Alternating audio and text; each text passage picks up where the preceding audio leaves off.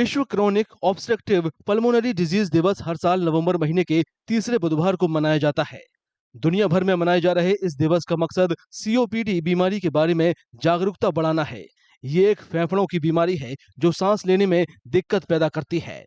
विश्व सीओपीडी दिवस मनाने का मकसद इस बीमारी की जल्द पहचान को बढ़ावा देना, स्वस्थ जीवन शैली विकल्पों को प्रोत्साहित करना और सीओपीडी से जूझ रहे लोगों के लिए वायु प्रदूषण से पैदा हुए खतरों का समाधान करना भी है।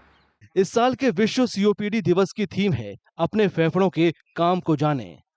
ये फेफड़ों की सेहत को बनाए रखने में स्पाइरोमेट्री की अहमियत पर जोर देता है।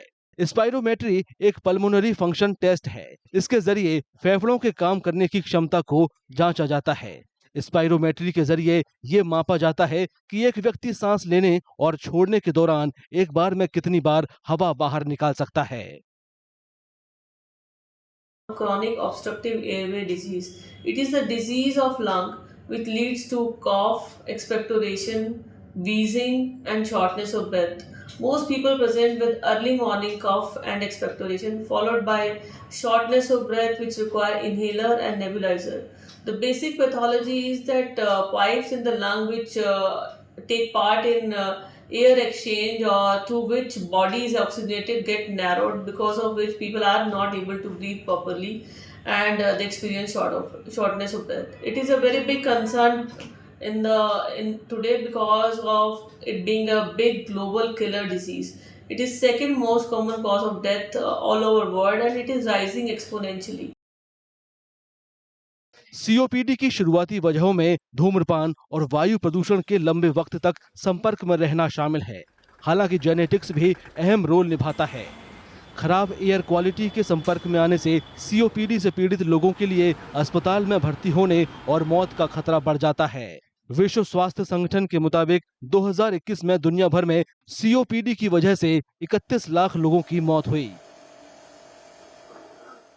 Every year we see the increased number of this air quality index during that particular season, and the patient is exposed for a longer period of the time, like the duration increases and the concentration of the pollutant increases in the air. Patient may develop COPD. Even those patients who don't smoke, but who smoke, they are definitely they are going to have high chances of development of COPD. Here I would like to add one thing that, when a patient has a chronic inflammatory condition in the lung, they have a low immunity in the lung that lead to the repeated infection in their lungs. And this repeated infection can lead to development of the COPD later on. And mainly in those areas where the air quality index is too poor, we are seeing increased number of the respiratory infection. COPD के लक्षणों में सांस लेने में तकलीफ, पुरानी खांसी और थकान शामिल है। ये धीरे धीरे विकसित होते हैं। बीमारी की शुरुआत में ही पहचान इसके जल्द इलाज के लिए काफी अहम है।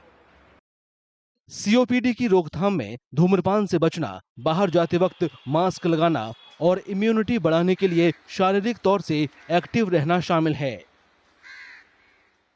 Basically, this breathlessness, cough, and the sputum production are the major signs of development of the COPD. And another thing, like patient may have a repeated infection problem. Patient land up in our OPD and in the emergency with the history of the fever. There's people of old age, they develop pneumonia along with the COPD, because COPD lungs are weak, so they develop pneumonia. So here for preventive act is like who smoke, they should not smoke. And the people who are exposed to the smokers, like who are having a second-hand smoke, they should avoid that second-hand smoke, because second-hand smoke is equally harmful for the people who don't smoke. Doctor COPD को बढ़ने से रोकने के लिए पर्यावरण प्रदूषण को कम करने को लेकर नीति स्तरीय उपायों की जरूरत पर जोर देते हैं।